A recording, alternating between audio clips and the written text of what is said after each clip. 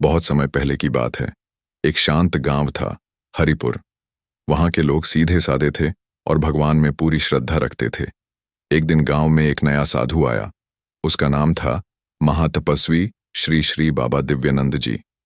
बाबा लंबे जटाधारी, गेरुए वस्त्र पहने हुए और माथे पर बड़ी सी भभूत की रेखा लगाए हुए थे। उन्होंने गांव के बाहर एक पीपल के पेड़ के नीचे अपना आसन जमा लिया।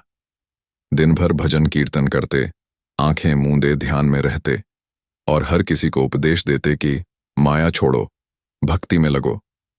गांव वालों ने बाबा को बहुत मान दिया। रोज दूध, फल, मिठाइयां और दान पानी लेकर बाबा के पास पहुंचते। किसी की गाय बीमार हो, किसी की बेटी की शादी, सब बाबा से आशीर्वाद मांगते। कुछ ही दिनों में बाबा अमीर हो गए। उनके पास सोने की अंगूठियां, चांदी की थाली और नोटों की गठरी आने लगी। लेकिन किसी को शक तक नहीं हुआ, क्योंकि बाबा दिखावे में इतने शांत और पवित्र लगते थे। एक दिन गांव में एक बूढ़ा फकीर आया।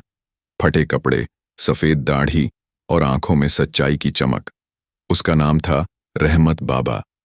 रहमत बाबा ने जब देखा कि लोग आंख मूंद कर उस साधु को पूज रहे हैं, तो उसे कुछ ठीक नहीं लगा। वह चुपचाप साधु के आसपास घूमने लगा। एक रात उसने देखा कि बाबा अपने शिष्यों के साथ चुपके से मंदिर से दान के पैसे गिन रहा है और कह रहा है, जितना मूर्ख ये गांव वाले हैं, उतना ही सोना मैं कमा रहा हूं। रहमत बाबा ने अगली सुबह गांव वालों को बुलाया और कहा, सच्ची भक्ति दिखावे में नहीं होती, कर्म में होती है। जो इंसान खुद साधु है, वो लालच नहीं करता।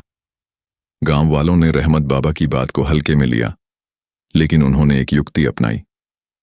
अगले दिन उन्होंने बाबा को एक बड़ा संदूक दान दिया और कहा, इसमें भगवान के लिए एक अमूल्य वस्तु है, कृपया इसे ध्यान में रखिए। रात में जब बाबा ने संदूक खोला, तो उसमें सिर्फ एक शीशा था और उस पर लिखा था, पाखंडी इंसान चाहे जितना चेहरा छुपाए, सच एक दिन आईने में सामने आता ही है। बाबा घबरा गए। लोगों ने छुपकर यह दृश्य देख लिया। अगली सुबह गांव वालों ने बाबा से सारे चढ़ावे का हिसाब मांगा।